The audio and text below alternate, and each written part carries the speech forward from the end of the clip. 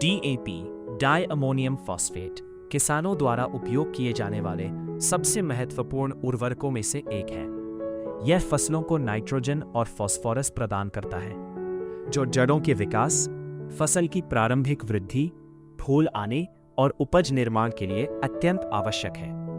अपनी प्रभावशीलता के कारण डीएपी भारतीय कृषि में सबसे अधिक उपयोग किए जाने वाले उर्वरकों में से एक बन गया है। लेकिन डीएपी एक महंगा कृषि निवेश भी है, इसलिए इसकी प्रत्येक बोरी का उपयोग सोच समझकर और केवल आवश्यकता के अनुसार ही किया जाना चाहिए। आइए याद रखें कि हम केवल स्वादिष्ट भोजन खाकर स्वस्थ नहीं रह सकते। हमारे शरीर को संतुलित आहार की आवश्यकता होती है।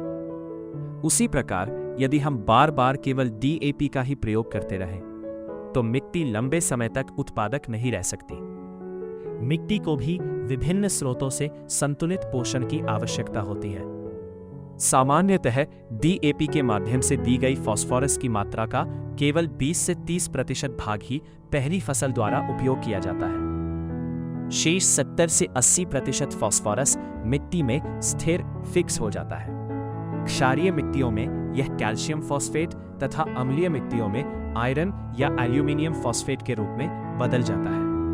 सरल शब्दों में कहें तो यदि फसल की आवश्यकता से अधिक फास्फोरस डाला जाता है, तो उसका बड़ा हिस्सा मिट्टी में ही बंद रह जाता है। यदि किसान मृदा परीक्षण की सिफारिशों का पालन करें और मिट्टी में पहले से उपलब्ध फास्फोरस का उपयोग करें, तो वे बिना उपज पर कोई प्रतिकूल प्रभाव डाले प्रति मौसम 2000 रुपए से 3000 रुपए तक की बचत कर सकते हैं। केवल डीएपी के भरोसे मिट्टी की उत्पादकता को वर्ष दर वर्ष बनाए नहीं रखा जा सकता।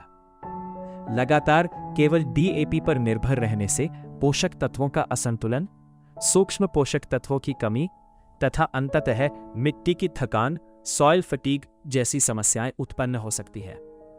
इसका समाधान है एकीकृत पोषक तत्व प्रबंधन, इंटीग्रेटेड न्यूट्रिएंट मैनेजमेंट, जहां उपयुक्त हो किसानों को सिंगल सुपर फॉस्फेट एसएसपी तथा ट्रिपल सुपर फॉस्फेट टीएसपी जैसे विकल्पों पर भी विचार करना चाहिए। लंबी अवधि और बहुवर्षीय फसलों में रॉक फॉस्फेट तथा फॉस्फेट घुलनशील सूक्ष्म जीवों का उपयोग फास्फोरस का एक टिकाऊ स्रोत प्रदान कर सकता है।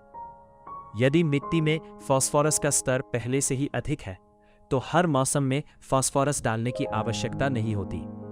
ऐसी स्थिति में किसान इसकी मात्रा कम कर सकते हैं। 2 मौसमों में केवल एक बार फास्फोरस का प्रयोग कर सकते हैं अथवा एक फसल में फास्फोरस का प्रयोग छोड़ सकते हैं, बिना उपज पर कोई प्रतिकूल प्रभाव डाले। आइए याद रखें कि डीएपी और फास्फोरस के अन्य स्रोतों का विवेकपूर्ण उपयोग करके हम खेती की लागत कम कर सकते हैं, उर्वरकों की उपयोग दक्षता बढ़ा सकते हैं, मिट्टी की उर्वरता बनाए रख सकते हैं और टिकाऊ कृषि उत्पादन सुनिश्चित कर सकते हैं। डीएपी बचाएं, मिट्टी बचाएं।